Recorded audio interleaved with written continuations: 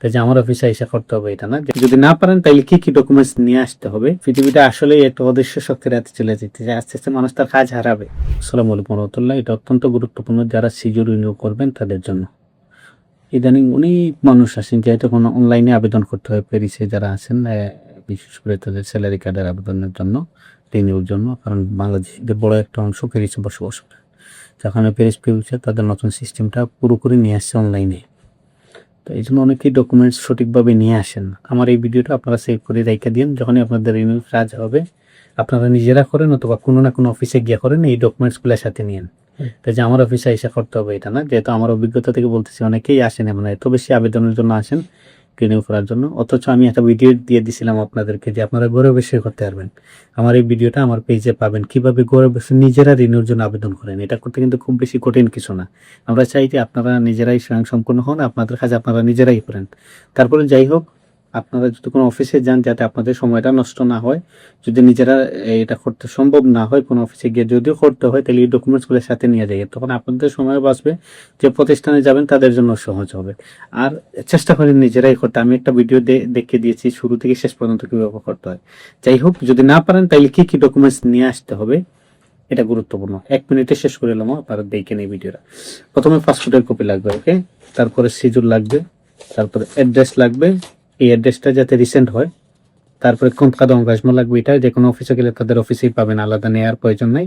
শুধু নিজের নাম, আপনি সকল আইন কানুন নির্দেশনা মানেন বিদায় এটা ফিল আপ করতে হয়। আগে যে সোসাইটিতে কাজ করছেন ওই সোসাইটির পারলে একটা অ্যাটেস্টেশন নিয়ে নিন, ওকে। যদি কাজ পরিবর্তন করে থাকেন তাহলে কাজের পারমিশনটা আবেদন করে নিন। এখন অনেকে আছে শেষ মুহূর্তে আইসা দেখা যায় কাজের পারমিশন হাতে পায় না, তাইলে কি সে রিনিউর জন্য আবেদন করতে পারবে, অনলাইনে সাবমিট করতে পারবে তার ফাইলটি।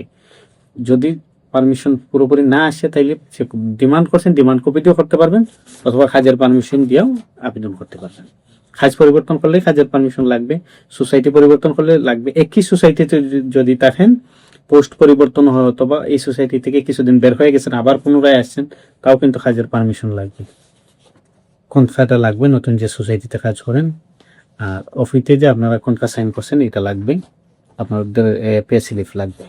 এই 8-10টা ডকুমেন্টস নিয়ে যাতে আপনারা আসেন, এটা খুবই গুরুত্বপূর্ণ। ইদানিং কিন্তু অনেক সহজ হয়েছে। আজকে সকালে আমার তো রন্ধ ছিল প্রেফিকশপে বাগবেসে, আপনারা জানেন যারা প্যারিসে রিনিউ করেন তাদের রিনিউটা কিন্তু বারবেস প্রেফিকশপে পড়ে।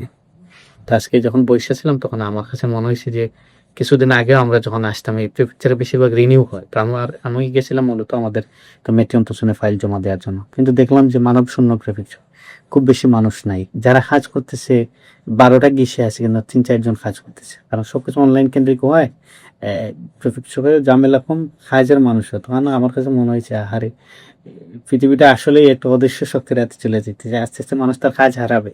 যেভাবে ওইখানে 12 জন 15 জন 20 জন কাজ করতো, তারাও বেশি নাই, কারণ অনেকগুলো বিষয় সহজ হয়ে গেছে। তো যাই হোক, মূলত আজকে বসেছিলাম দেখলাম যে খুব বেশি মানুষ নাই, যে অনলাইনে দেওয়ার কারণে অনেকটা সহজ হয়ে গেছে। 1-2বার কেউ করলে দেখবেন ইজি হয়ে যাবে, এবং তখন সে অন্যকেও হেল্প করতে পারবে। সহজ হয়েছে অনলাইনে হওয়ার কারণে, খুব কঠিন কিছু না। অনলাইনে সাবমিট করে দিয়ে দিলে তারা এখানে অ্যাকসেপ্ট করে ফেলে। এরপরে প্রয়োজন বেঁধে যার যার দোষের মাফিক তাকে রন্ধবো দিতে পারে। কাউকে কার্ডের রন্ধবো, কাউকে রেসিপসি রন্ধবো, কাউকে প্রেজেন্ট হওয়ার রন্ধবো, কাউকে আবার ডিরেক্ট সিজুরানা রন্ধবো। এক একজনের এক এক টাইপে দোষিয়ার বেঁধে হইতে পারে। ধরেন ফ্যামিলি কার্ডধারী যারা আছে তাদের আবেদনের ক্ষেত্রে আমি দেখছি যে দ্রুত রন্ধবো দিয়ে কার্ড তোলার ইয়ে দিয়ে দিছে, মেসেজ দিয়ে দিছে। তো এক এক ক্যাটাগরির ফাইলের এক একটা হইতে পারে, বাট সবগুলাই এখন কোনো ক্যাটাগরি আইএনএফ আছে, কোনো ক্যাটাগরি ডেমার্কশন প্রেফিতে আছে। ম্যাক্সিমাম প্রেফিকশপ ফ্রান্স এরকম করে লাইছে রিনিউ করতে। যাই হোক, ভিডিওটি শেয়ার করে সরিয়ে দেবেন অথবা সেভ করে রাখবেন। যখনই আপনি আবেদন করবেন এই ডকুমেন্টসগুলো আপনার প্রয়োজন হবে, সেটা প্যারিস হোক আর অন্যান্য প্রেফিকশপের ক্ষেত্রে। 2-1 প্রেফিকশপ এখনও সরাসরি গিয়ে জমা দিতে হয় রন্ধব নিয়ে, বেশিরভাগ প্রেফিকশপ ফ্রান্সে অনলাইনে সাবমিট করতে হয় এখন রিনিউয়ালের ক্ষেত্রে।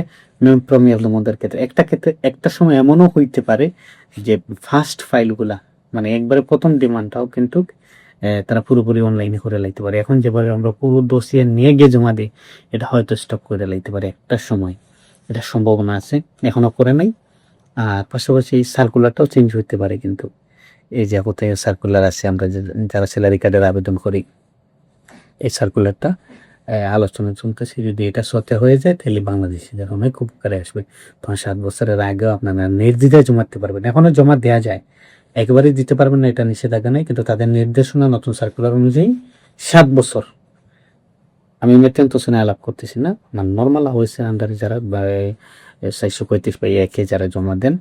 তো এটা যদি নতুন যে সার্কুলার কথা যেটা এটা সত্যি হয়ে গেলে নতুন সার্কুলার আসলে হয়তো সহজ হয়ে যাবে, হইতে পারে, আমরা আশা রাখি। হয়েছে না মানে এটা অফিসিয়াল কোনো আলোচনা, যাই হোক অন্য টপিকে চলে গেছে, এটা না বলি রিনিউর ক্ষেত্রে আমরা এই ডকুমেন্টস লাগবে একটু আগে যাবো না।